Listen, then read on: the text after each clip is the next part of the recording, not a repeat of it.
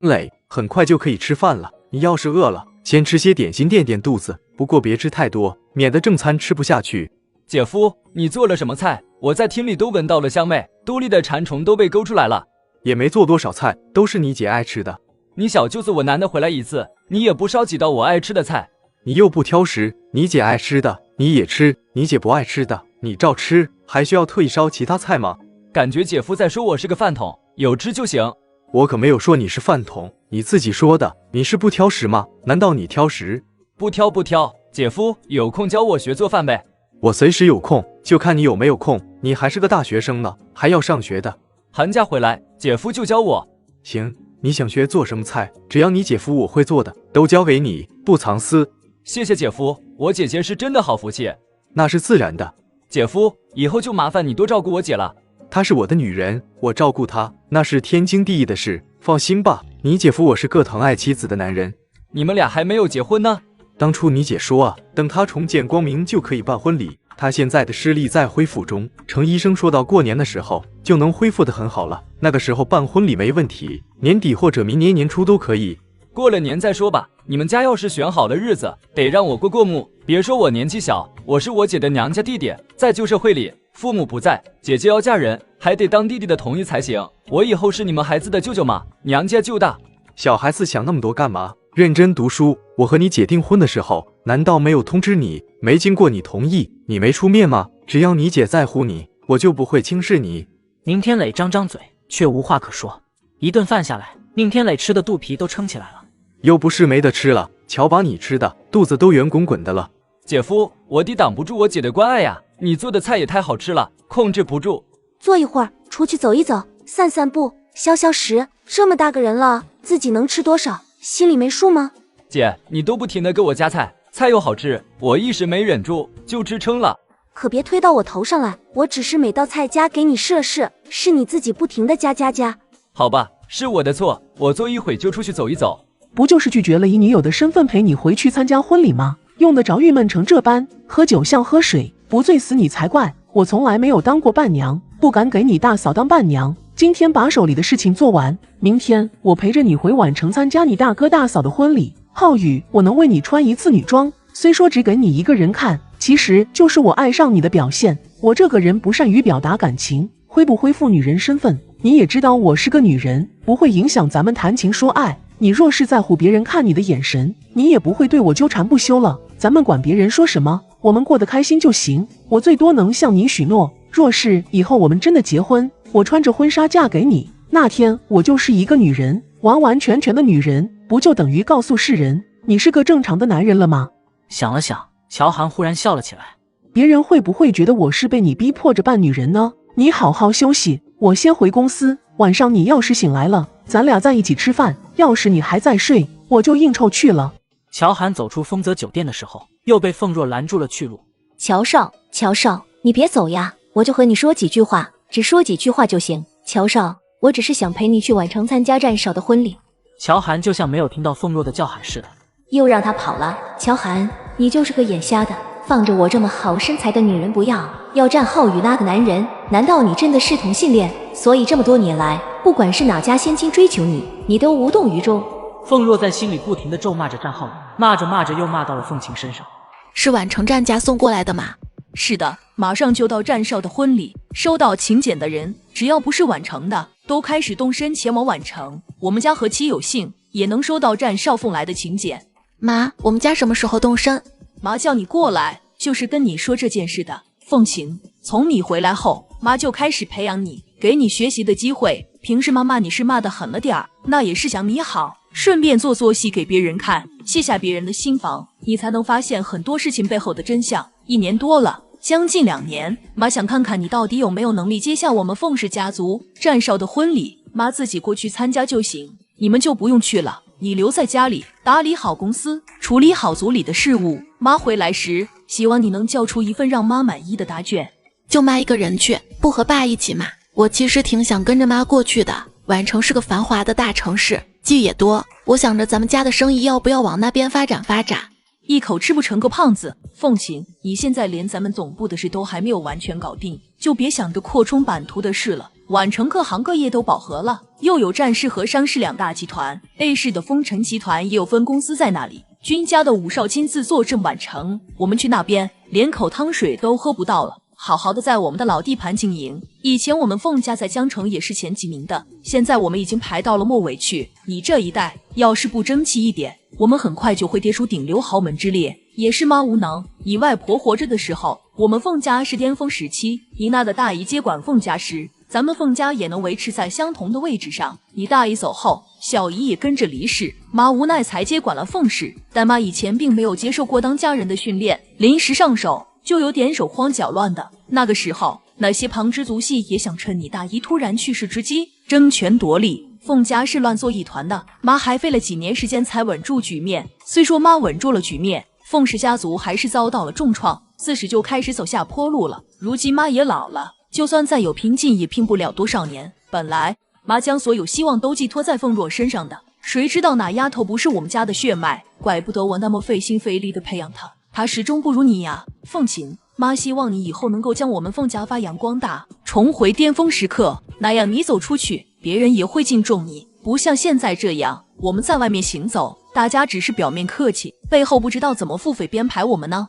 妈，你努力了一辈子都无法让凤家重回巅峰时期，我不敢保证我能做到。咱们凤氏集团也有很多需要改正的地方，但那些部门管着那些事的人，是我几个哥哥以及族里的一些老人的儿孙，有他们在，我们凤氏集团很难恢复以前的风光。他们只想着如何壮大自己的钱包，不为公司考虑的。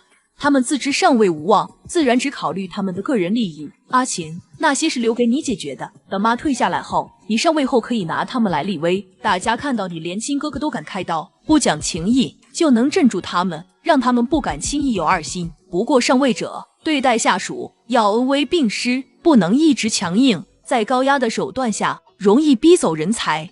凤琴点头应允，所以你就留在家里好好的看管咱们家的生意吧，妈自己去宛城参加战少的婚礼就行。这么多年来，妈也累了，想放松放松。这一次去了宛城，会在那边待上一段时间再回来。宛城也有些好玩的地方，妈就当做是顺便旅游了。既然妈那么信任我，相信我能管好公司，那我就留下来看着家里。妈只管多玩几天。听说悠悠山庄就是宛城有名的游玩胜地，可惜不对外开放。这一次战烧办婚礼，悠悠山庄应该会临时开放1-2天，招待贵客吧。去一趟还是可以的，想住在那里怕是不可能。宛城大酒店能够住下所有外地过去参加婚礼的贵客，除非和战家来往密切的人家，才有资格住进悠悠山庄吧。你们还年轻，多的是机会。妈年纪大了，可能去了这一次就不会再去宛城了。也是，妈也要放松放松，要不带上我爸爸。我爸这个人没什么本事，不过陪伴妈、逗妈开心的本事还是有的。哪有做女儿的这样说自己爸爸的？你爸再没本事，也是有他才有你们的存在。我说的都是事实嘛，妈当初应该给我们找个厉害的爸爸的。有本事的男人不会给我们家当上门女婿。上次你爸说的那个男人，你不喜欢无所谓，改天妈给你介绍一个，你去见面，处一处。那个男人老实本分，人长得也帅气，像你爸年轻时那样帅，嫁个帅老公，下一代的颜值会好一点。你看你们兄妹几个，个个都是高颜值的。妈，我现在忙得很，你看我是有时间谈情说爱的人吗？等我稳住了再考虑嫁人的事吧。我现在还不到30岁呢，30岁之后再结婚也不迟。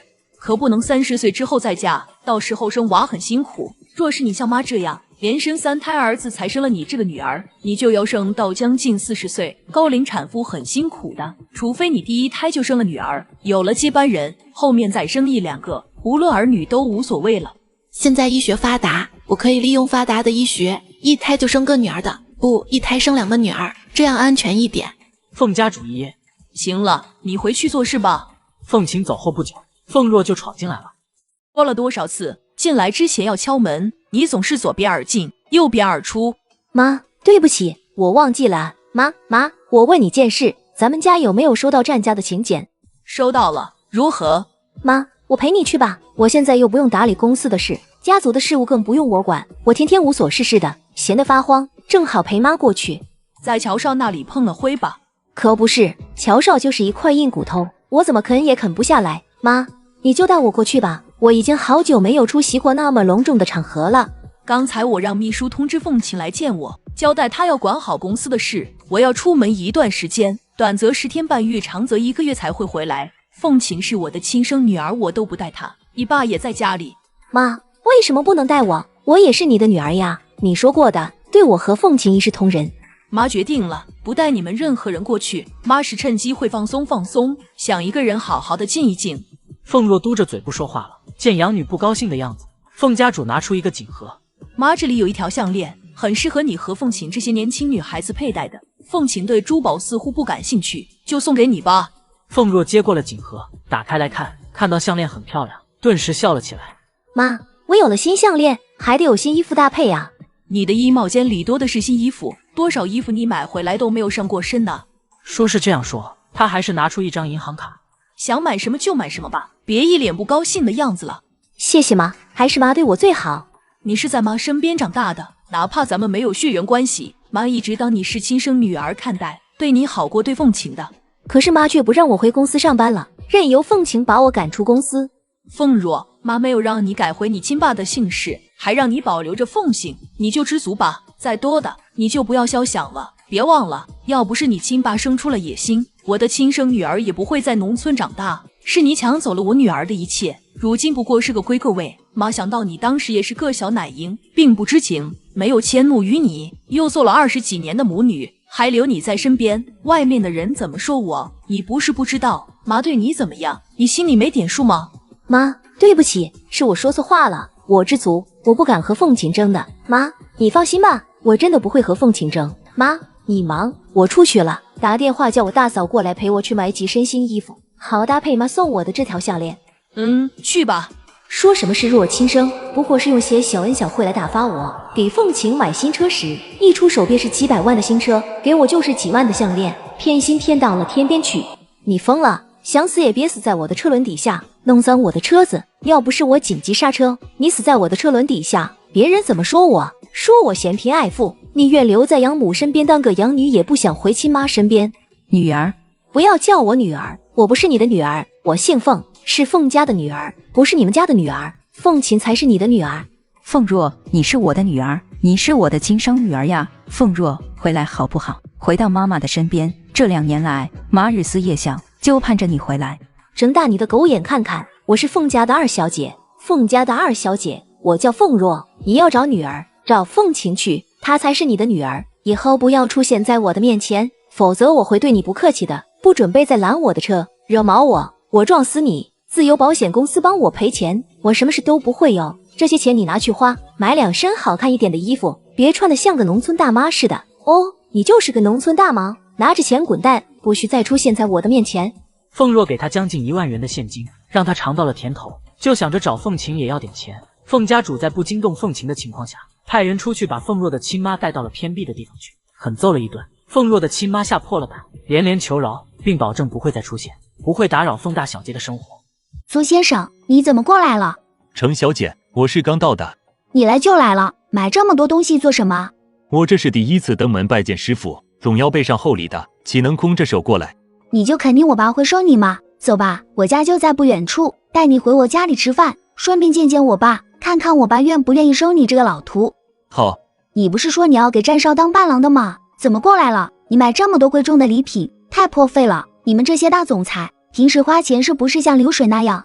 钱赚了就是花的，我要拜师嘛，肯定要拿出诚意来，给自己的师傅买点东西，再贵也是应该的。我看程小姐是很想参加站少的婚礼的，思虑再三后，我就过来了。1是拜访一下师傅，2是想邀请程小姐充当我的女伴，我带你参加站少的婚礼，明天我们就过去，赶得上婚礼的。